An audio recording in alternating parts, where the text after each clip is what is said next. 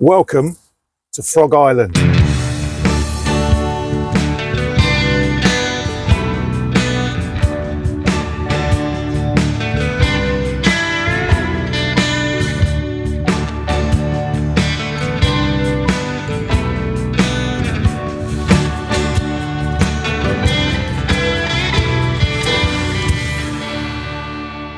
Welcome to John from the Magic of Fishing. Nice to see you again, John. Thank you very much for having me. So for those of you who haven't met John before, John has his own YouTube channel, The Magic of Fishing. You can just see his logo just there. So go check out his channel. It's amazing. We did do a little one-to-one chat in the pleasuring shed a few months back. So if you haven't seen that, that's on John's channel. So go check that out. And we said in that video that we would need to get together and have a fish. Here we are. Yeah, it's been a long time in the coming because I think we had one earlier date booked, didn't we? That couldn't happen. Couldn't happen. I can't remember why. Some family stuff. Yeah. So here we are anyway. So we're at Frog Island, as I said, which is part of the Tillingbourne Farm complex. It's a day ticket water. Anyone can fish it. It's absolutely stunning here. So peaceful. So we're just going to get fishing and have a bit of a laugh, bit of banter.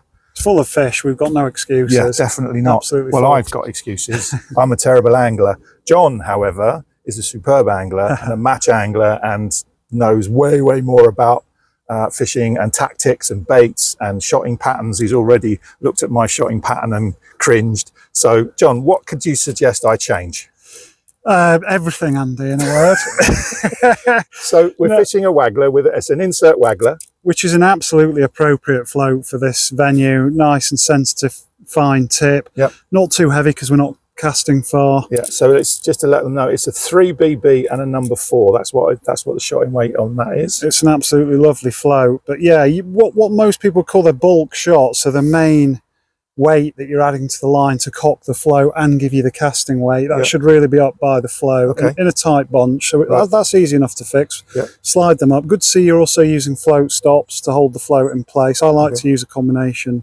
Two, you can sometimes leave a float stop in position if you adjust the depth, and then you've got your marker point for later. Good. So yeah, we need to slide those heavier shots up towards the float to create your bulk. And then the other key shot really are the telltale shot down near the hook. So I've got a little hook link on. It's a Drennan margin carp hook link, which is probably a little bit heavy, but there are plenty of carp. But there are carp in here, so let's let that drop. I'm all tangled. The pleasures of angling. Anyway, so I've got a 6-inch hook link on there, which is £6, which is quite heavy, but like you say, there are some pretty hefty carp. It's the downside of these modern fisheries that have a mixed stock with plenty of carp. You do need to gear up for them, unfortunately. And I've just got one number 4 there, just above the hook link. Yeah, that's almost bulk shot to me, a number 4 rather than a telltale shot. Absolutely fine for carp fishing and fishing on the bottom, but as you know, here I like to fish on the drop. And that just means it falls too quickly. That's going to fall straight to the bottom, so you're going to miss any fish that are up in the water. And because we're loose feeding today, maggots and casters, the fish are going to be up competing. I'd expect to get a lot of fish halfway through the fall as that bait's naturally coming through the water. But with that shot there is no natural fall. So you would change that to? So I'd take that off and go for either a number 8 or a number 10 shot. I've several got of them. Just one about where you've got that, down near the hook, ideally on the main line, so you're not going to damage your hook length. And then maybe another 1 or 2, because we're only fishing in 2 or 3 foot of water. So a couple of number 8s down there in this kind of depth of water is more than enough. And then, you'll see plenty of bites where the float's being whipped under before it's even settled. Excellent. Well, that's what we hope for. We hope. Now, I noticed, John, that you haven't got a float on. No. That's because I have your float here. Brilliant. It's in this special box. So here we are. Are you ready? I'm ready. Do I get the honour of opening it? You get the honour of opening it.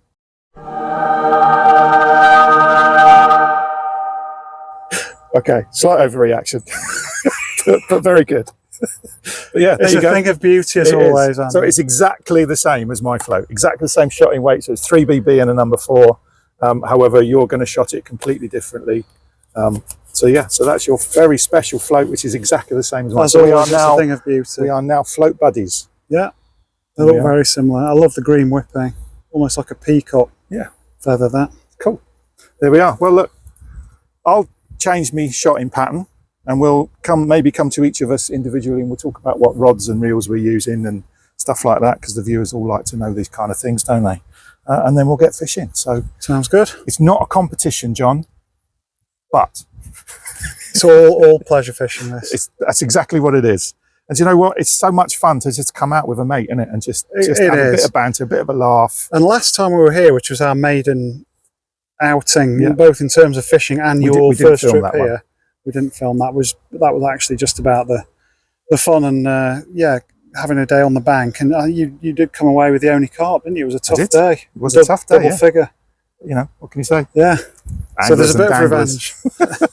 Okay, so I've already set my depth, so I'm not going to change where my float rubbers are, float stops, whatever you call them. You've already plumbed up. I've already plumbed up, so I'm just going to slide my shot up to there. Now, it's important, I know this, when you're sliding shot up the line, that you don't just drag it up the line where it's tight, because it will weaken the line. So you kind of got to just put your thumb in, undo the split shot a little, slide it up, and then pinch it tight again so we don't damage the line.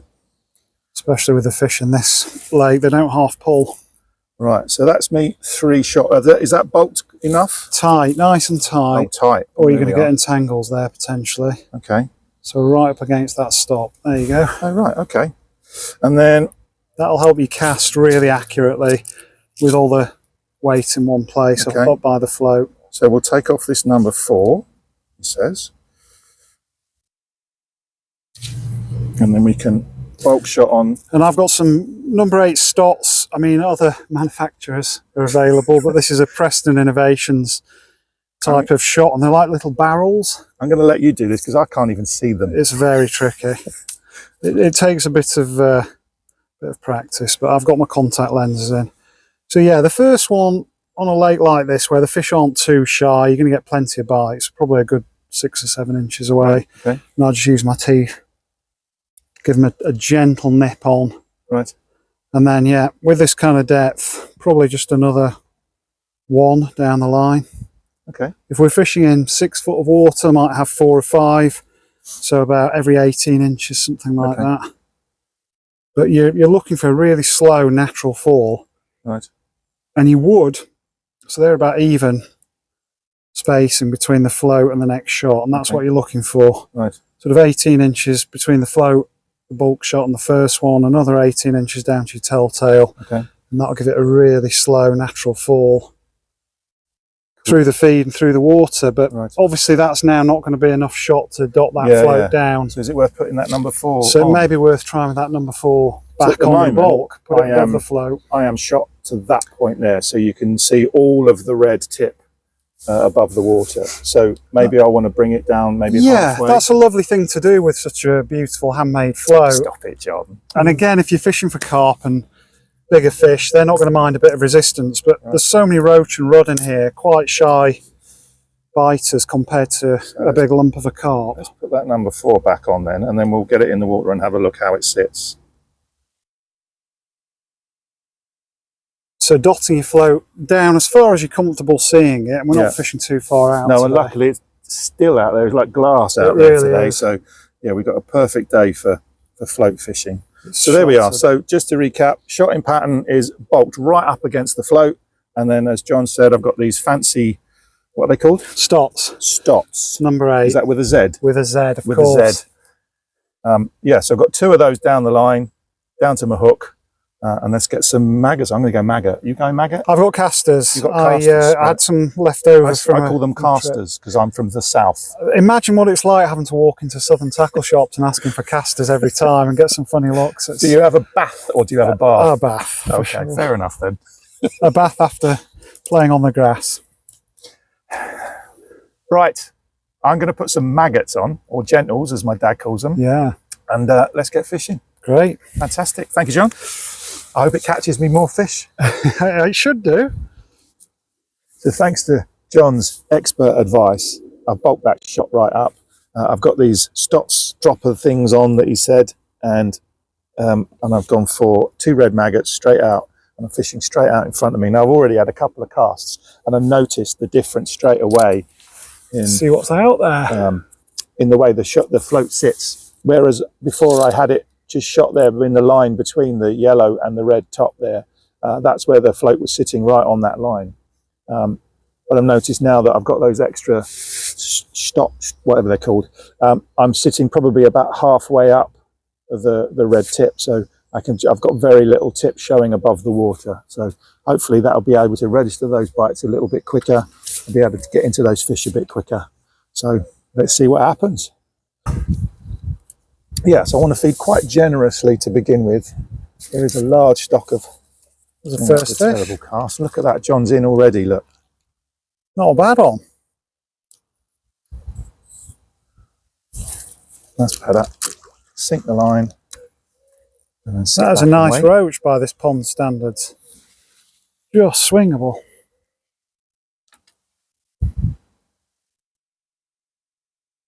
Good 3 or 4 ounce.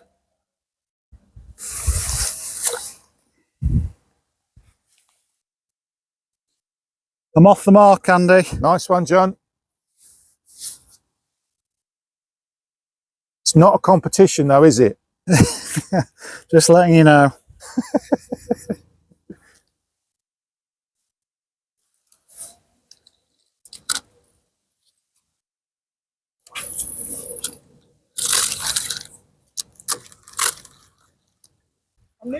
And that's another species. What we got? What we got? Rudd. A rudd. Oh, I love rudd. They're one of my favourites. I do love a rudd. You don't get many up north, or not where I grew up anyway, so they were quite a novelty when I came down. Nice golden and lively rudd. He's put himself back. Clever boy.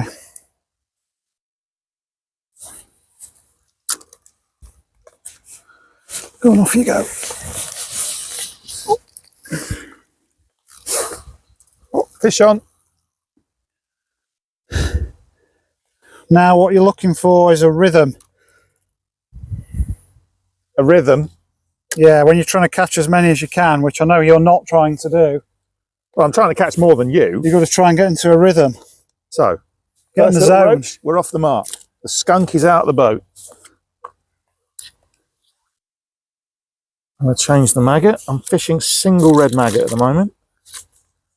There is a natural element of competition to fishing though, isn't there? You can't help it, can you? There's always been the biggest fish. Or the most. The most fish.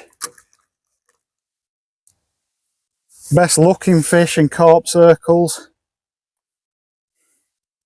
I just love catching. I don't care how big or how small or what species it is. Yeah. It's just the thrill of the chase, isn't it? I do think that those who are seriously into fishing have got something either in their genetic makeup or the way they've been raised, nature or nurture or maybe both, that just makes them obsessed with what's under the water and what they can't quite see but what they can imagine. And I'm one of those people. I've just always been fascinated by water and fish. I don't know about you. Was it a childhood thing for you? Not really. I didn't, because it wasn't until I started fishing with my mate from school that my dad said, oh, you know, I'll take you. So I never really learned a lot from fishing as a kid. You know, I mean, it was just a schoolboy thing. You know, I had like I said, a cheap Woolworths rod and a reel, and it was just a bit of fun. I didn't like you kind of with your granddad and your match fishing. Even as a child, you were match fishing, weren't you? You know? Yeah, but it was very much a family thing for me to begin with. It was me and my granddad, and I felt like we had this special bond that not everyone understood. You know, my brothers and sister didn't understand it, and my parents didn't really understand it, but we were both addicts. And unlike you, I didn't initially have any friends to go with, you know. Aww. Sounds like Billy No Mates. But no, it was a family thing, and I didn't know anyone else in my school, for example, who fished until a good mate of mine, probably my best mate at the time, Ben, he was suddenly hooked, forgive the usual pun, just like I was. Yeah. There's some good roach today. All right. Another chunky one.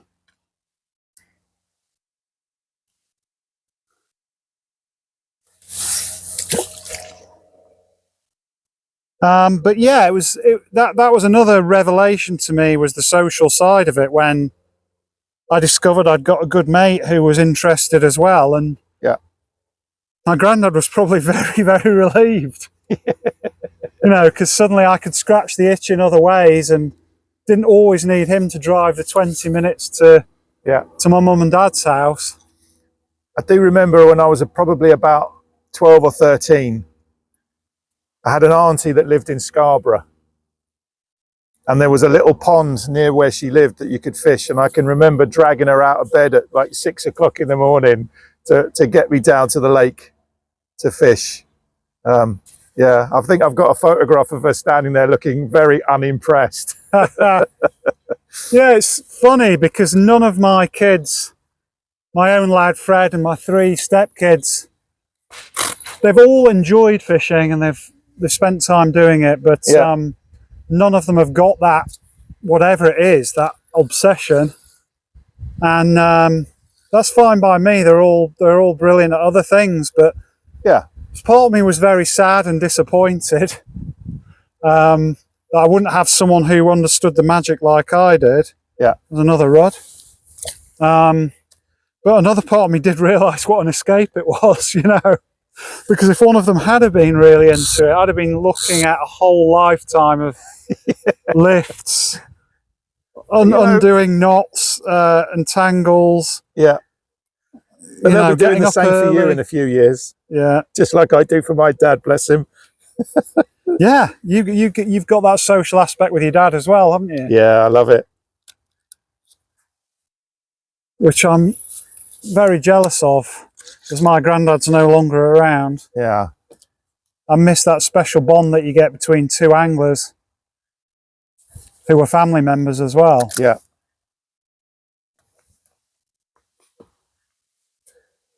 No, I get out with my boy sometimes. You know, he loves his fishing, and the trouble is he's got a terrible teacher. Weren't you saying he's a keen carper? He does love his carp fishing. Yeah, he's got his bivvy and he goes out all nighters and what have you. But he does enjoy coming out with me, just doing float fishing, and yeah, we've had some fun together. We've tried loads of stuff together because you know, when I only recently, within the last, I'm going to say in the last 8 years, got back into fishing with him. And, you know, we've gone down to the canal with lures and we've done all kinds of things and completely blanked. But, you know, it's the thrill of the chase. It's the fun. Neither of us know what we're doing, really. You know, we watch YouTube videos and, oh, fish on. We watch YouTube videos and, you know, you buy all of the stuff that they recommend and yeah, you end up just going and making a complete art of yourself, like, you know, kissing fish and things like that. Yeah.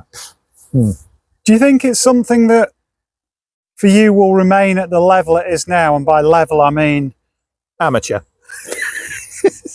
I wasn't going to say amateur. Your word, not mine. I was going to say casual, you know. Casual, yeah. Casual, whereas for me, it's a bit more of an obsession. You know, the garage is full of stuff, and yeah, I'm fishing matches in the summer, and I've started trying to target a few fish like barbel and what have you. And you know what it is for me? I think what's become for me is I like to tinker. Yeah. You know, like making the floats, for example. And it's so nice to be able to make something and go out and use it. Yeah. I've got a little, I'm working on a little project at the moment where I'm restoring a split cane rod. I'm taking it right back to basics and, you know, right back to just the cane and replacing everything, cork handle and everything. Is that another self-taught skill? Yeah, just watching YouTube videos, and it's common sense more than anything else. Oh, another species. What you got, perch? Perch. Nice. Stripey. 3 between us. I've got a bit of a rig malfunction. I think I've lost some shot.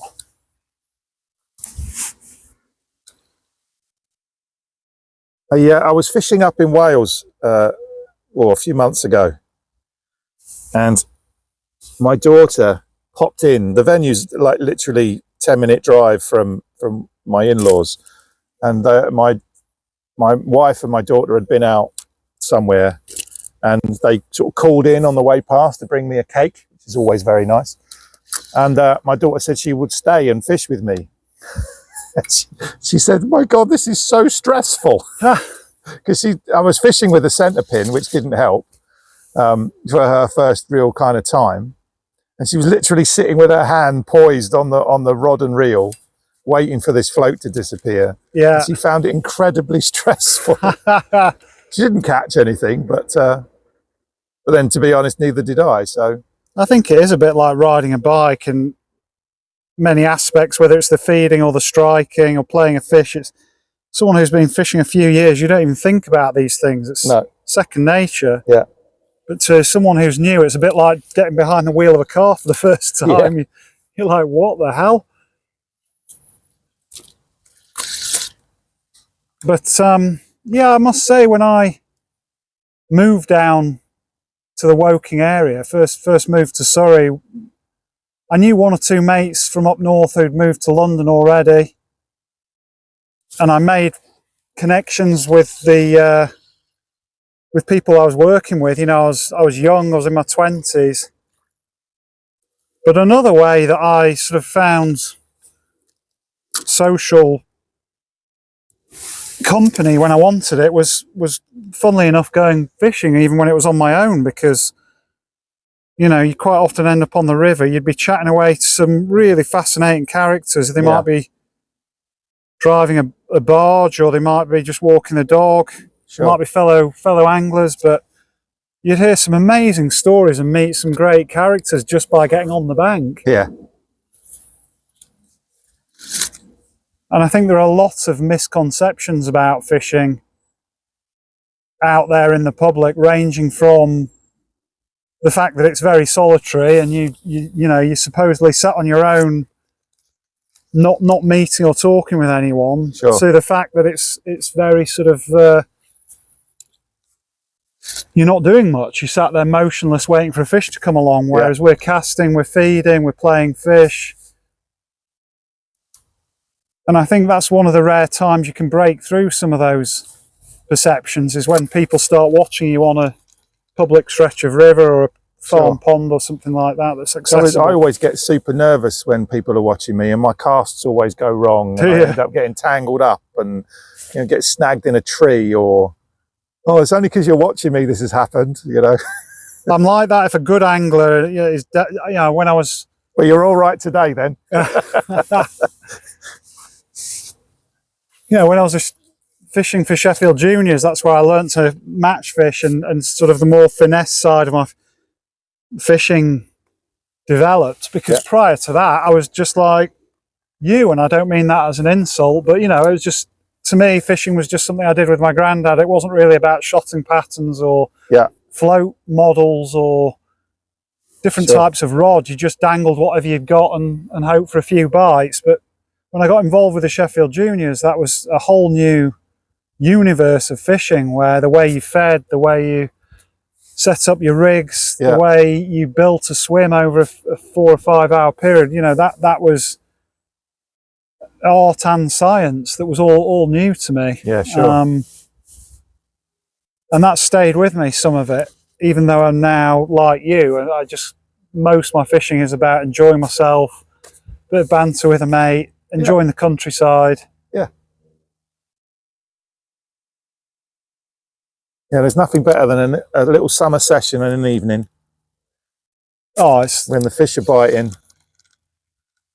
I don't know whether I've got that SAD disorder. I think it's called SAD, seasonal disorder. Some people are supposed to go quite depressed in the darker months because you're not getting that sunlight, you're not getting the daylight hours that we do in summer and spring. And I don't know whether I've got that, but I certainly struggle more in winter when I can't go fishing after work. You know, you're limited to weekends only. Yeah. And if the weather's terrible on one weekend, or you've got family plans on one weekend, you know you're not fishing for 2 weeks then. Yeah. So for me, summer is, it's kind of like the harvest festival of fishing. You know, it's like I'm out all the time as much as I can after work. And that's great. Weekends.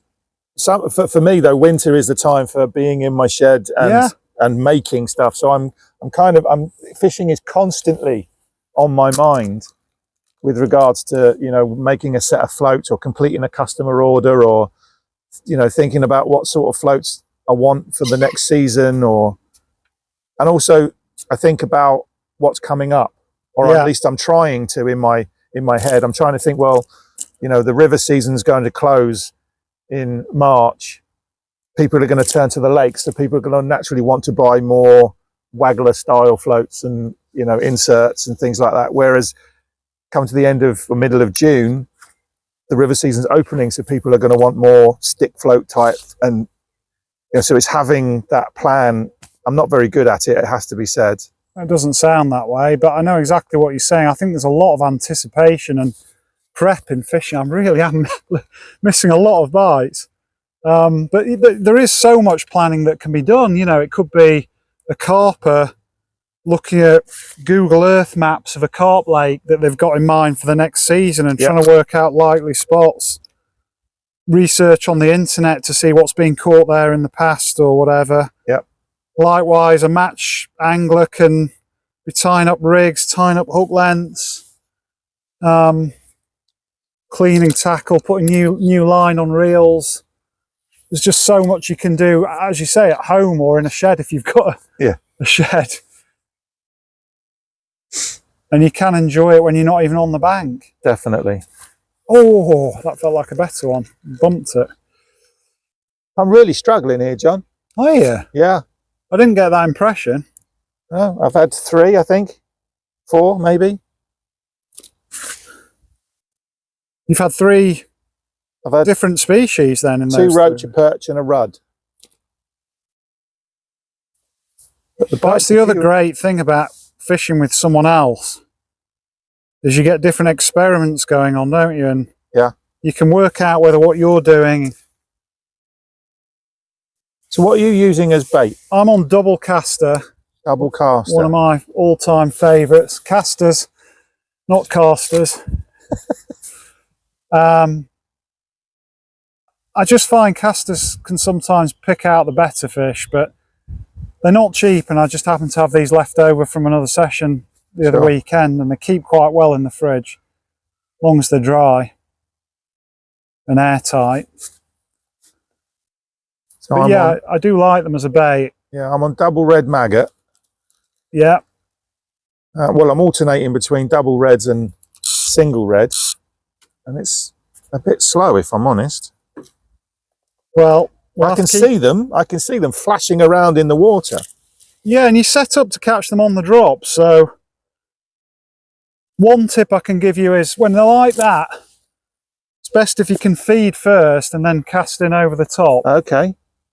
And then your bait is floating down through the water. Sure. Shortly after they've been picking off all the other loose offerings. Right. Let's give that a try then, shall we? I'm getting plenty of bites, just struggling to hit them. Try going down to single caster.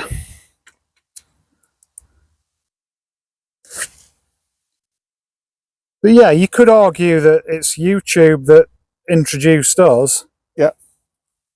But it's the love of fishing that's seen us meet up at least 2 or 3 times. Yeah. A couple of times since. Fish on. There you go. Was that after feeding like that or not? It was, yeah. It's a bitch. I have to practice what I preach. There goes the feed.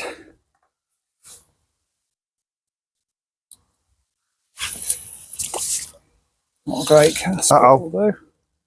Incoming. Wow, the armada of geese. But I'll tell you another thing that my match roots have instilled in me is if something's not working, change it. Right. So rather than just thrash it, crashing the water to a foam. I'm changing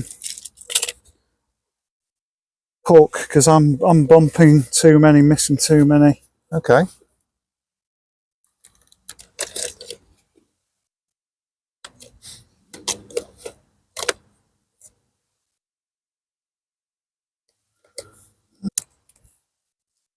I don't know about you, but another thing that's in, what's the word, that's reminded me how sociable this sport is the reaction on YouTube. Yeah. You know, I guess it's social media, but even though you've not met these people, you do build up a real appreciation for those that take the time to comment and support the channel. And do you know what? I think we said it when we were in our little shed chat. It's so humbling, isn't it? It really is. That these complete strangers have taken the time to watch something that we've done and comment on it and be nice about it. It is just, yeah, it's a really lovely feeling, and it's kind of what keeps me doing it. I think. Yeah. It keeps me wanting to do it. I think that's the. You know, and some of them become familiar. Yeah. Names, if not faces. You Definitely. Know. It's a rather nice perch. You got a better perch. Oh, I did have until I threw it on the floor. Yeah, there you go. Show that to camera. Nice. He's got his fin up as well. There's another carp crashes out defiantly. That was much closer in, actually. I can see the water's quite clear, and I can see very the fish clear flashing underneath the pile of maggots that go in. So I thought I'll give it a just chuck in and go close, and that's produced that fish. So let's try it again. Basically casting out as far as I can throw some maggots, which is more my style of fishing, to be fair. Oh, don't get me wrong, if I'm in a match and I think I can catch within hand feeding distance, I'll do it every time. Yeah. It's got to be quicker, isn't it, than it's a lot quicker, more accurate.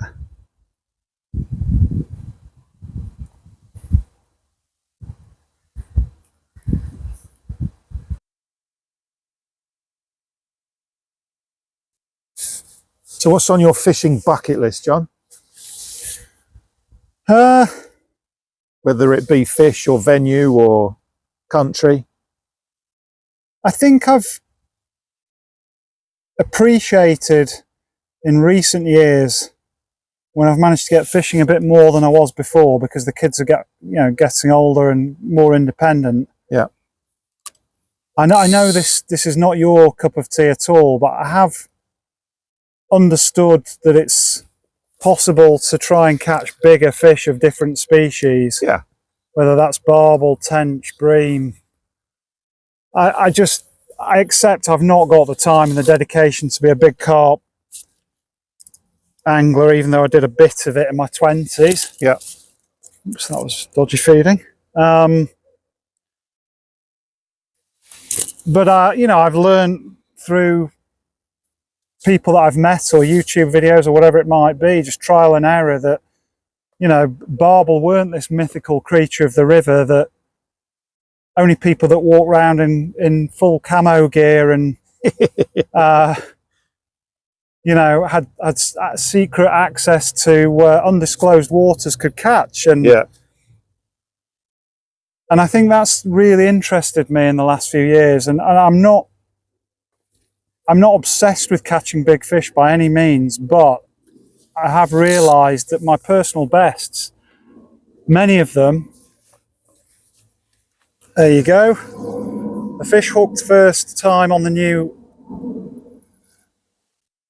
hook, bit of a bigger pattern,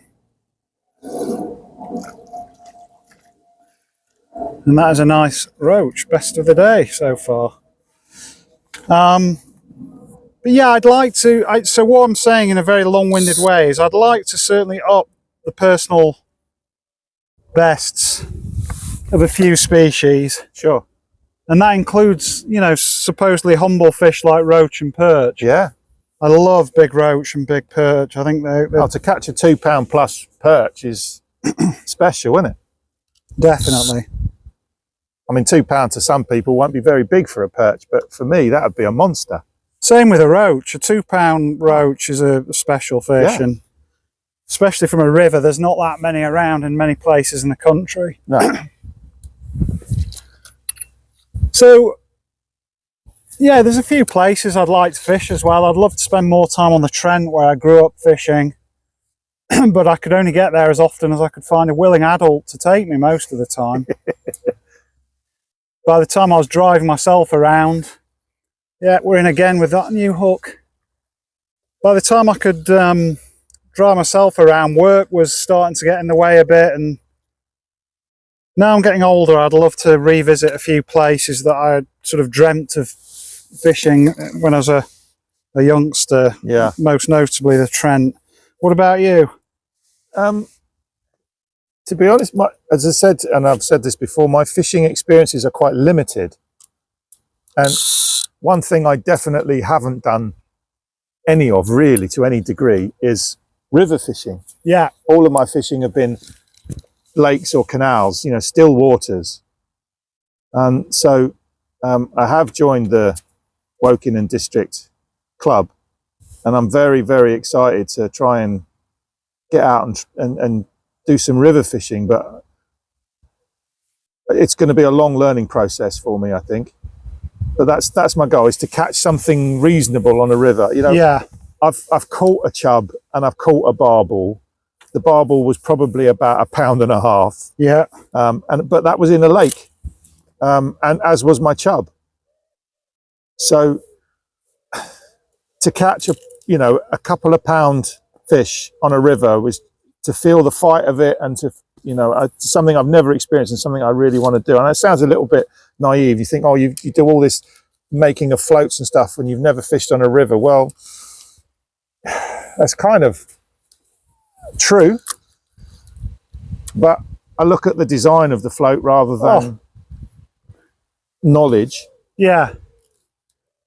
I think that's a very nice goal to have, and a nice, simple, achievable goal. And I'll be more than happy to that's very kind have a of day you. on the river at some point. And it's maybe we'll get another film out of it. Always a bit more difficult than light gear. So having two. Another roach. Got a roach. Nice.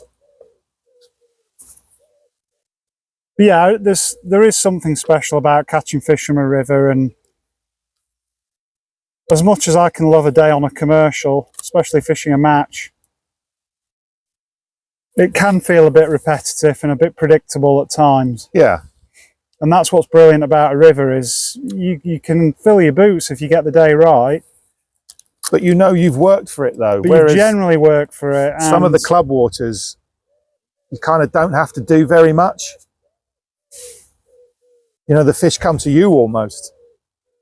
Yeah, if they're stocked in the kind of density where they're permanently hungry, they'll come to the sound of feeders going in, or whatever it might be.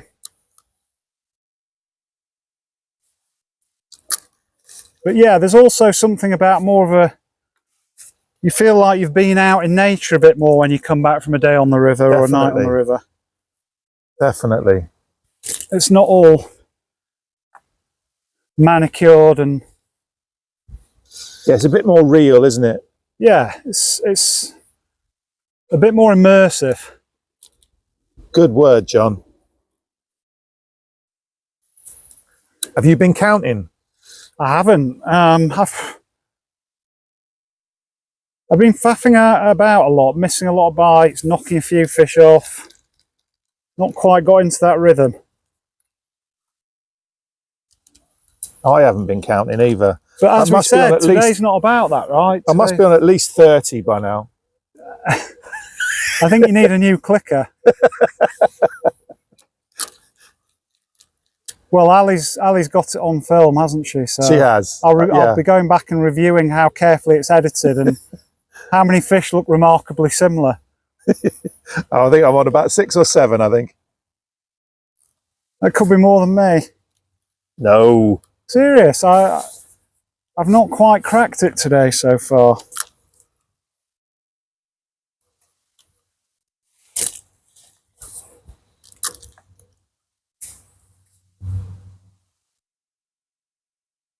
But I love the fact that in fishing you can have something on your bucket list as simple as catching, you know, learning to fish on a river and Yeah. catching a decent £1+ fish from a river. Yeah. To you, that would be, oh, that'd be amazing. Happy days, you know. I'll be chuffed to bits with that. Someone else might want to go to Florida and try and catch a tarpon, and you know that's the only thing that interests them. Yeah. Fish on.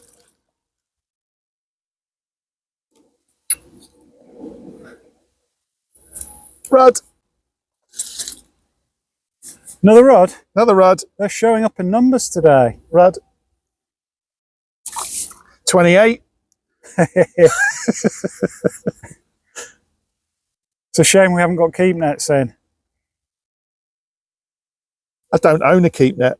But didn't you have a great big lobster last time you were here on your own, or with Ali? Yeah. So we fished here a few days ago just for fun, and yeah, had a massive crayfish.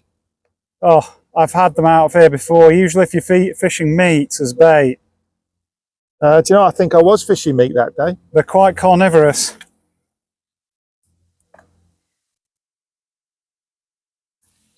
Yeah, it was definitely a lobster rather than a crayfish. It was huge. And also my PB crayfish, because I've never caught one before.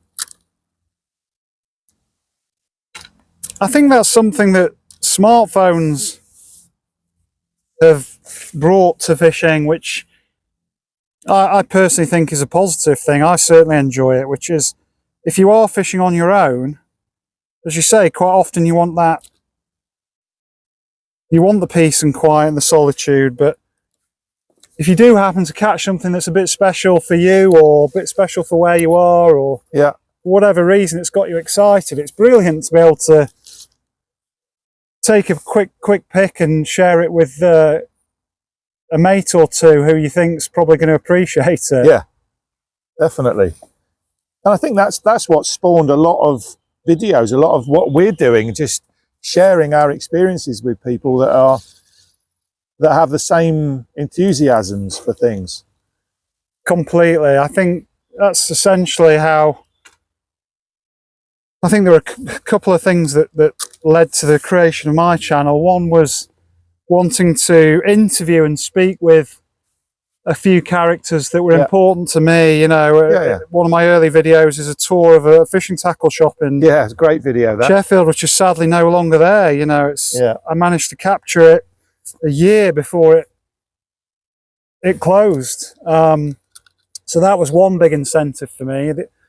But the other one was exactly as you describe. It was essentially I'd be sending odd photos and then occasional video clips to a mate up in Sheffield of my exploits down south, because I wanted to share them with someone. Yeah. And I think it may have even been him, that friend of mine, who said, joked, "Oh, with this footage, you should start a YouTube channel." That's when I first started looking into it. There's a big helicopter comes over.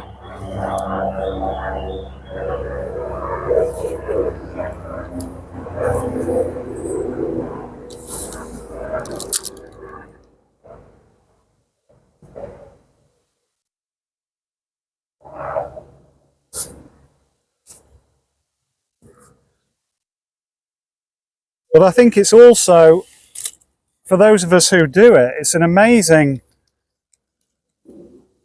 reminder, or it's an amazing way of capturing some of those days out. Yeah. Or special fishing sessions or special captures that you just didn't have when I was a kid. You know, you're lucky if you had a camera with you when I was a kid, and it would have been an old film roll camera, not a digital camera. Yeah.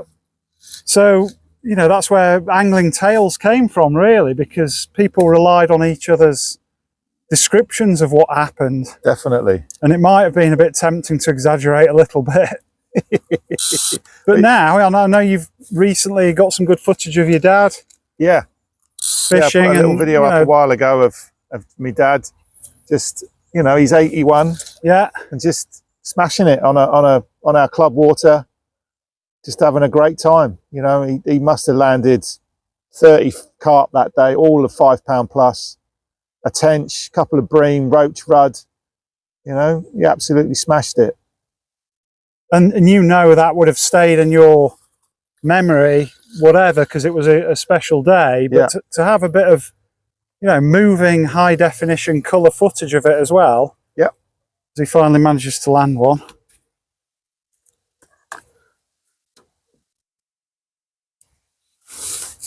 They are really pristine roach in here, aren't they? They're lovely fish, aren't they? I'm going to try a bit of corn.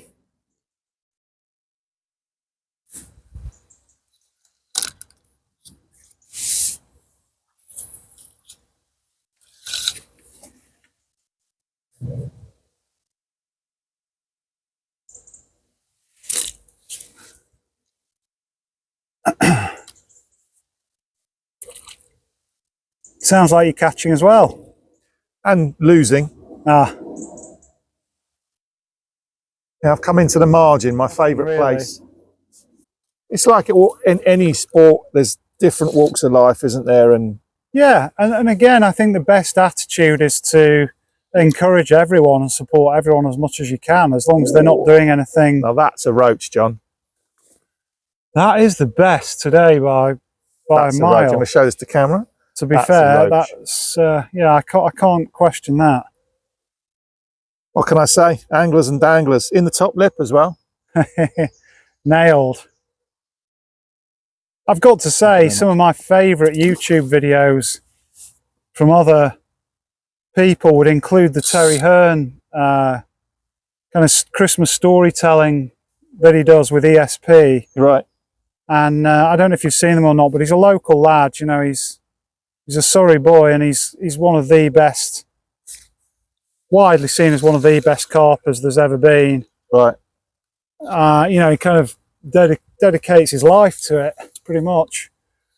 And he's caught, you know, some of the biggest and best and rarest and toughest Sure. carp in the country. But he's also just a fantastic, down-to-earth storyteller. And some of the best videos, I think, on carp fishing is Terry Hearn just reminiscing about previous season or seasons of long ago. Yeah. Famous captures and stuff. And it's just good old storytelling.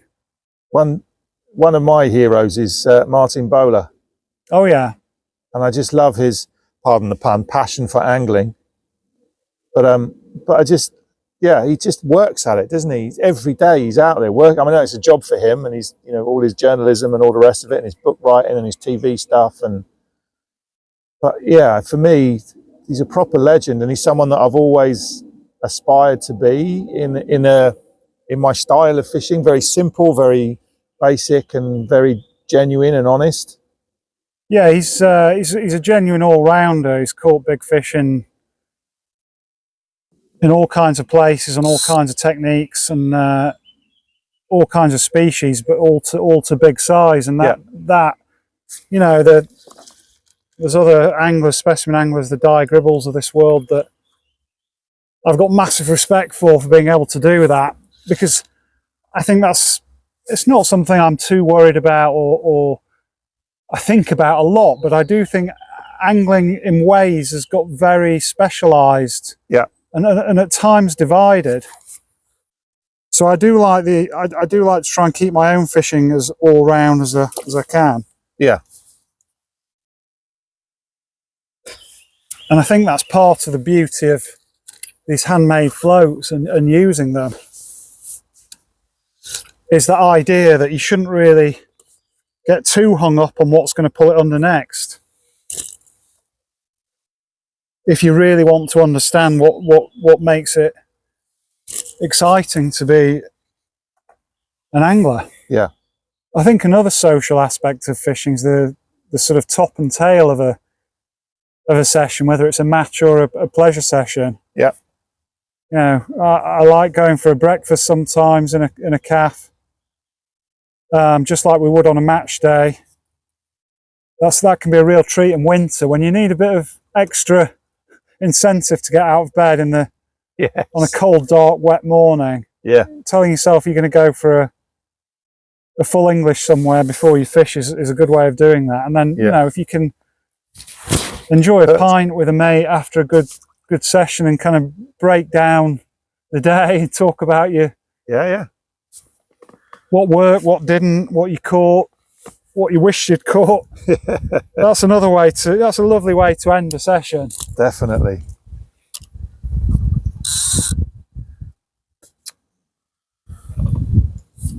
There we are. Here's one of those moments where you get tangled up. Look at that. I got snagged in a reed, flicked off, and now I've got a bird's nest. I'm a bit busy. I'm just busy landing this fish, mate. Sorry. Sorry, yeah. You carry on, yeah. How does it even happen? Oh my God. Are you in a rig ending scenario? I think I am. There's nothing worse when you're catching fish and you just need to completely set up again. However, I have the patience of my mother. Is that good? Yes, very good, because she's just the most patient person I've ever met.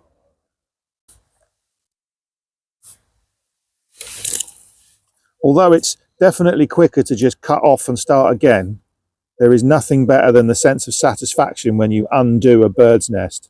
Completely. As long as the main line's not damaged by a particularly bad knot, I'll sit there for a good while trying to crack it, because I agree I think this is actually it's beyond, a good feeling. This is beyond help, though, I think. Is it? Yeah. Which is really annoying. Because it now means you're going to catch me up. I can already hear you landing fish. I'm into the groove now.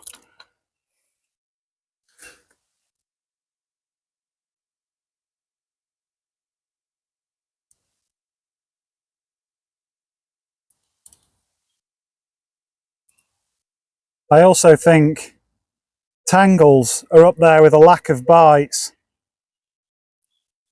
when it comes to our vision of what's going to happen on the day. Yeah.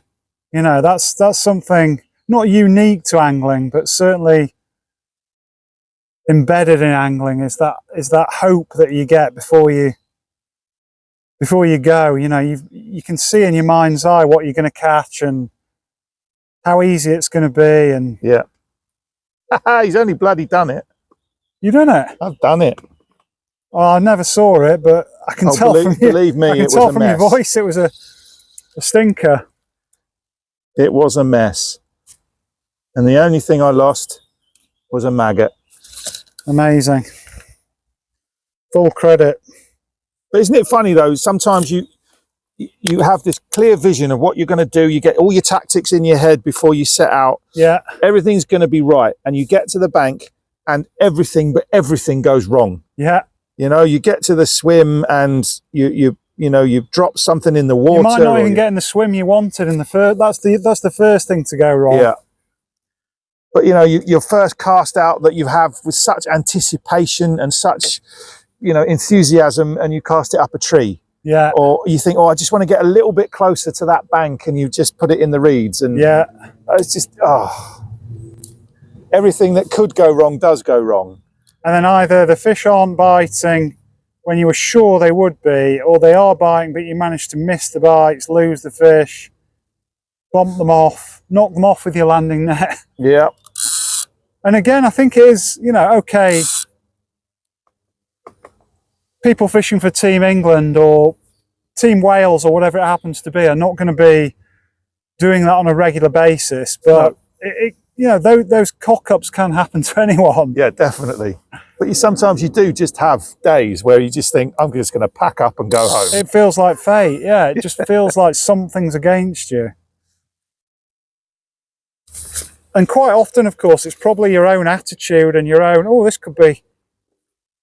could this be a trout? Surged off unlike a roach,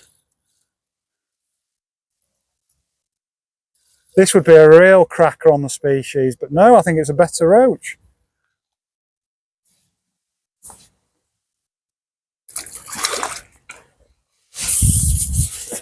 Not a huge fish, but he's wolfed it as well.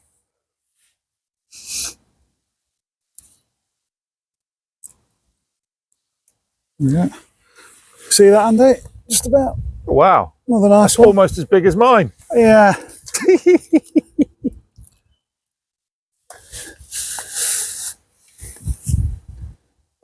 Just about needed the landing net on that. Did you net it? Yeah, Well just to be done. safe. That's the matchman in me. You kind of know, don't you, when you're bringing the fish towards you, as you lift it, as you lift its head out of the water, you think, nah, that's a netter. Well, it's another example of what can go wrong, isn't it? Oh, There'll be definitely. days when you're like, your head's going, that's a netter. Yeah. And for some reason, you just carry on swinging it out. And it falls off. And it falls off. Yeah. And you, God, doesn't half put you in a bad mood for the rest of the session. Because you're kicking yourself, you've no one else to blame. Yeah. But I quite often find those days that you've described, they often happen when it's just you there. Yeah, definitely. Because if you had a mate there, you'd be asking, you know, is this just me, or is everything going wrong?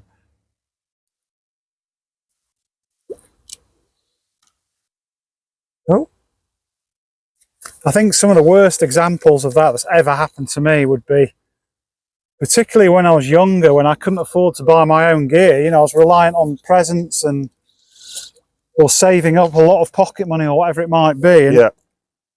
Probably twice in my fishing career, I've lent a rod against a car and then closed an open door on it. Oh no. And just devastating. Before you're about to fish. This is back in the day when you only had one rod or two rods at best with you. And that was it. The rod was gone, the day was gone. Yeah. And I was such a keen angler. The disappointment of not being able to fish that day would almost be as keen as the disappointment of smashing a rod. Yes.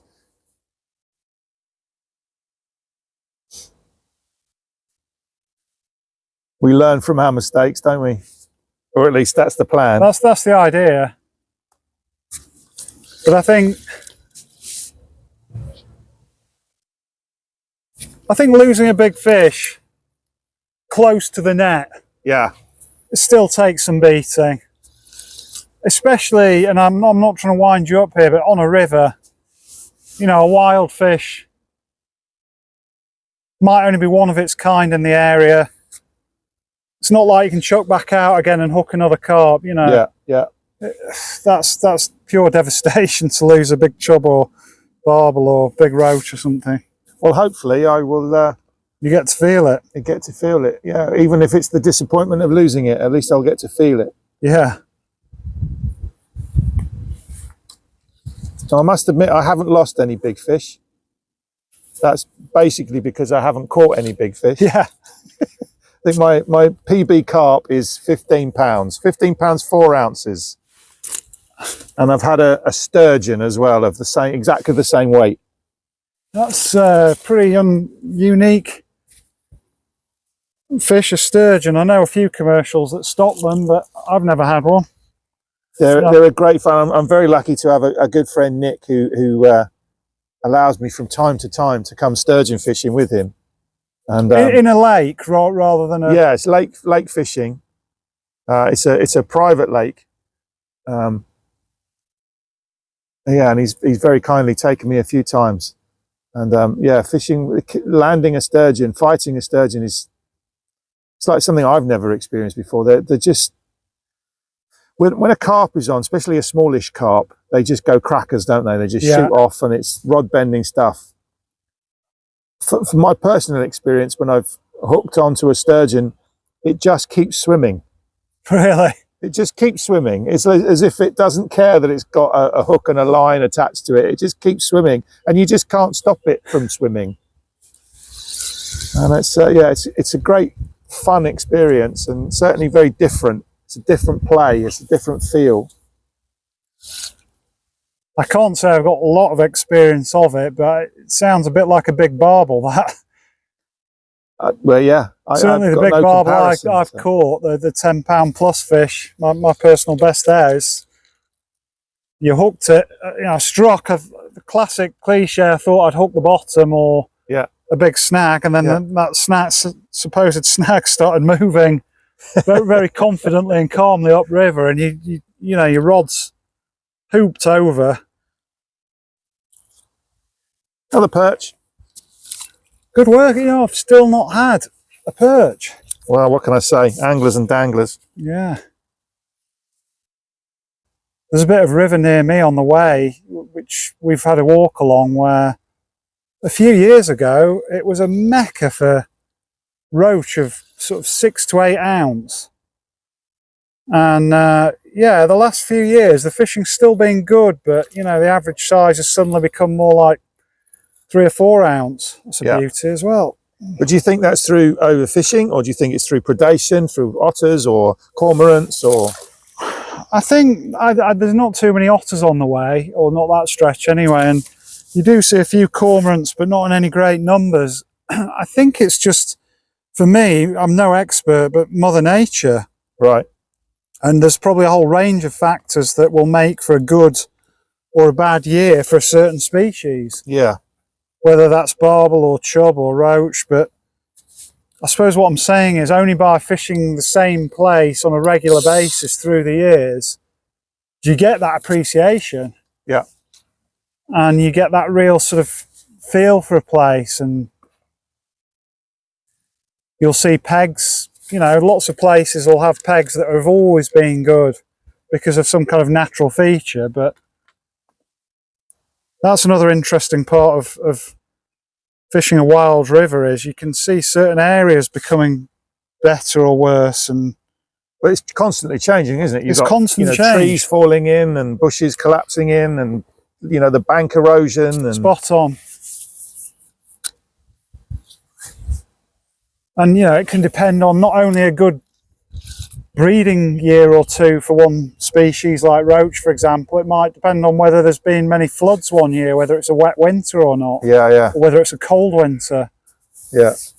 And that's what I love, is that, you know, when you go back to a river after a closed season, you don't know what you don't know what to expect. No. And again, I don't mean to sound like I'm down on commercials or day tickets, but there are certain fisheries where you can be pretty confident what to expect. Yeah, definitely. Yeah.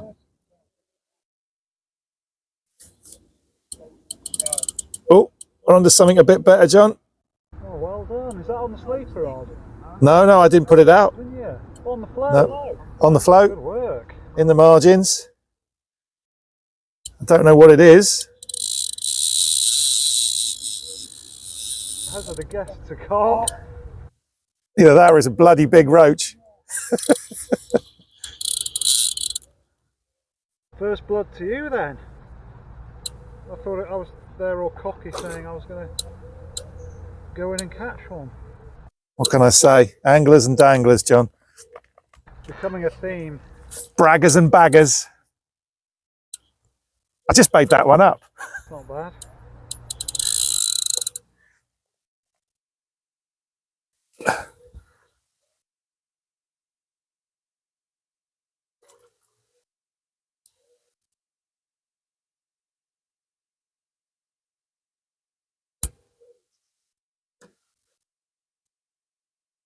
Certainly a good sign, though. It's not a big fish, but it's very, very welcome. Nice work. Bubblers are back. I just need to get a bait out there. Did you just put him back in? No, I haven't caught it yet. Taking time, aren't you? All right, Mr. Match Angler, under time pressure. I've got all evening.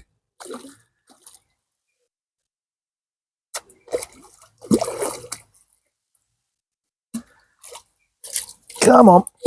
And we are in. Get in. I hope they won't be far behind you. They are bubbling away down here.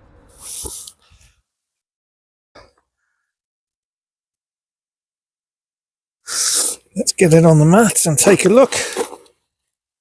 Thanks for that, splashing me. Oh, that's good. Well, it's great fun on light gear. There we are, hooks out. And there we are. Happy with that? Lovely little mirror carp. Really dark, aren't they? Really are dark. Does that mean they're old fish? Usually inside there's a bit of age, and it's off of age, and it's often the case with clear water as well. Right. Anyway, let's get it back. Beautiful. Happy days. Turn around. Turn around. Go on. There you go. Fantastic.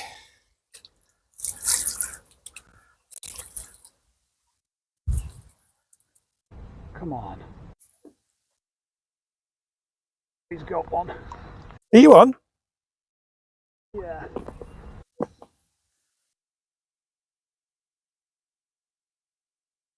Not a big one, but he's giving me a lot of grief under the tree.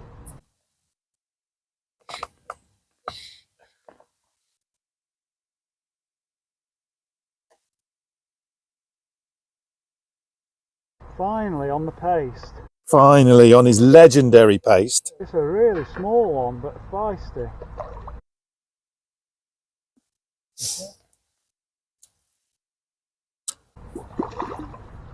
Another dark one. I almost thought it was a mirror at first, but I think it's a common, it's almost black.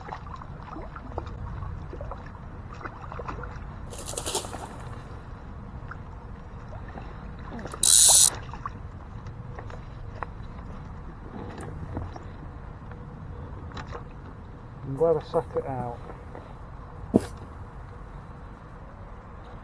That is a remarkably dark fish. I'll come over and have a look. Oh, that's beautiful, isn't it? Wow, look at that. It's almost black, isn't it? I thought it was a mirror when he came up. Stunning. As I said, feisty as anything. But yeah, that was going back on the paste after a while on the corn. Whoa, whoa, whoa. Calm down. Yeah, nice little fish. They really are characters here. Fantastic, well done. Thank you. I don't feel so left out now. Good. I'm But in the carp club. wasn't as big as mine though. No. Can't have everything.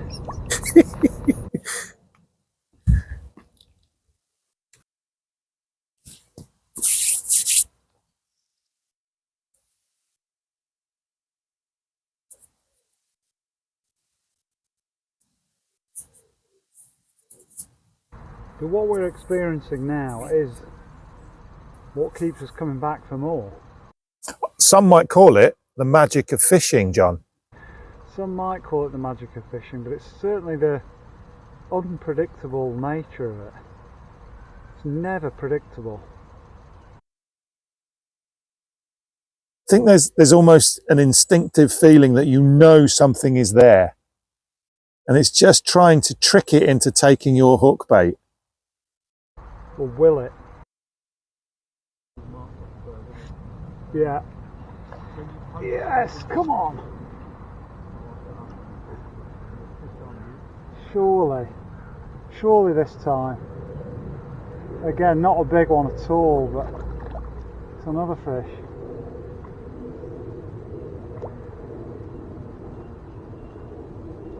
Might be the smallest one in here.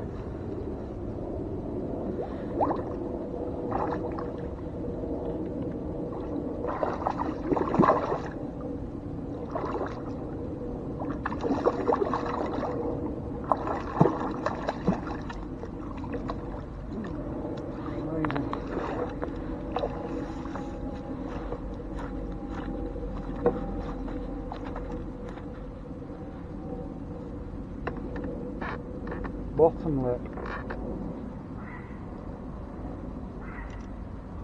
Real long and lean one, this. Oh, wow. Very skinny. A few missing scales. That's nice. Lots of missing scales. Yeah, that'll be from the recent spawning, I would imagine. Now, would you say that a long, lean fish is more likely to be a male? Good question. I'm not very good on my No. fish gender. It could be that way. I know with tench they're quite distinct, aren't they? Yeah, you with the pectoral fins, isn't it? But I'm led to believe that a longer, leaner carp is more likely to be a male, and the deeper, more sort of bellied fish is more likely to be a female. But I'm sure someone will leave a comment in the comment section if they want to about sexing the fish. So we've come to the end of our session at Frog Island. I think we'll call it a draw. not that it was ever a competition. We've both lost a few, haven't we? We've both lost, we've both caught, and we both had good fun. We hope you really enjoy the video. So please check out John's channel, The Magic of Fishing. There's some great tips on there for all types of fishing. There's loads of videos on bait types and making your own baits, and there's loads of stuff. And don't forget as well to check out his book, also called The Magic of Fishing, which is just a brilliant, brilliant read. It's really lovely, so check it out. And that's it from us. Please like, subscribe, hit the notification bell, all that stuff. Thank you very much for your support. And yeah, John, is there anything you would like to say to close out? Thanks for having me, and it's always a pleasure fishing with a good mate, and we've had a bit of a laugh and a bit of a philosophize and lost a few fish. Lost a few fish. What more could you want? But we've had good fun. So thank you again, and see you all soon. Tight lines.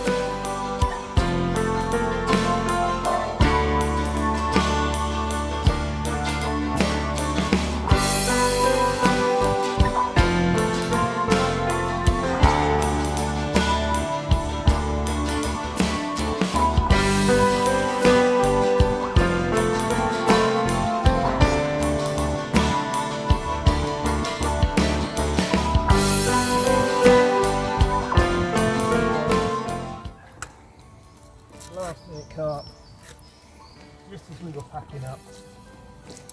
Oh, another dark fish. Get it on the mouth.